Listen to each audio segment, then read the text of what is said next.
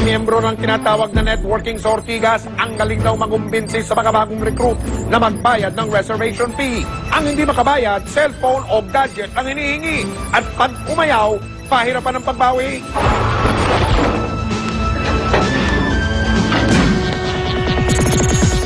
Dahil sa hilig ng mga kabataan sa pagte-text at pagchat-chat, mapapa-OMG kayo sa bagong lengguwaheng kumakalat.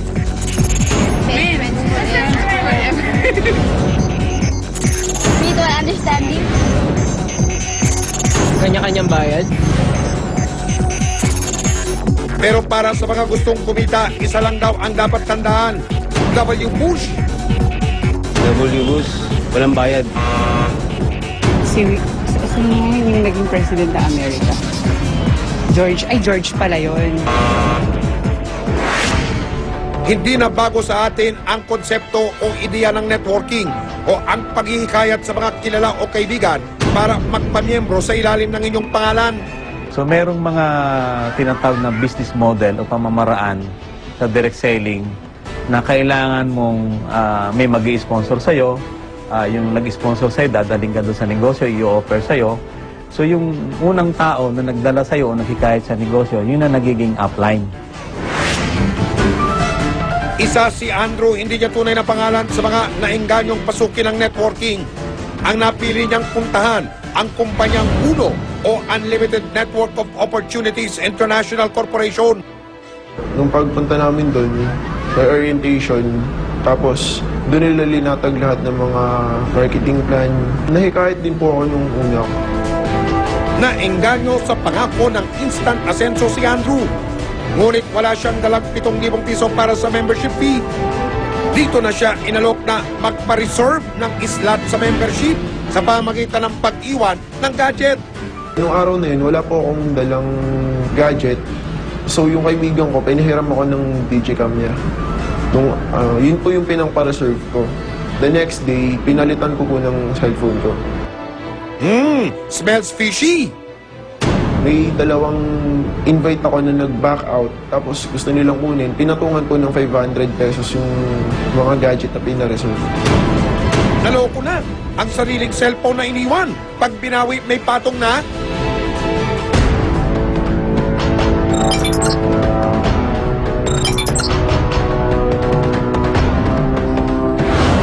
Dahil sa kahina-hinalang kalakaran, kami ay nagmanman. Pagkatapos ng orientation, tinipo na ng mga upline sa parking lot ang mga umatin. Dito namin natiktikan ang iba't ibang style ng pagre-recruit ng mga upline. Merong bayaran on the spot. Ayon sa mga upline na ito, pera-pera na ang labanan.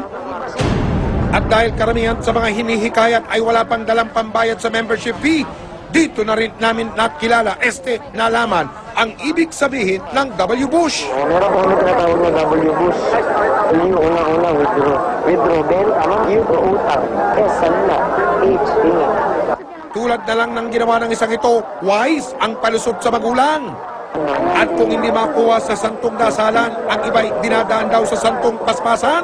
Ano ba mga gamit mo sa bahay na pwede may benta? Alahas, baka may alahas ka.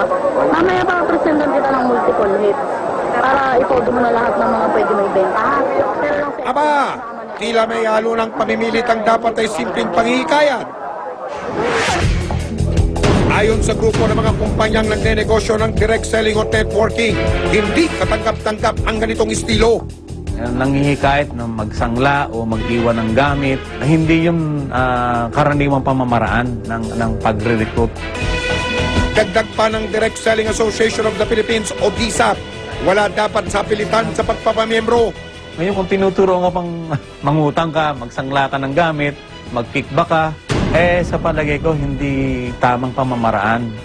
At kung ganun yung nagdadala sa negosyo, isipin mo na kung anong klaseng negosyo sinasarihan mo.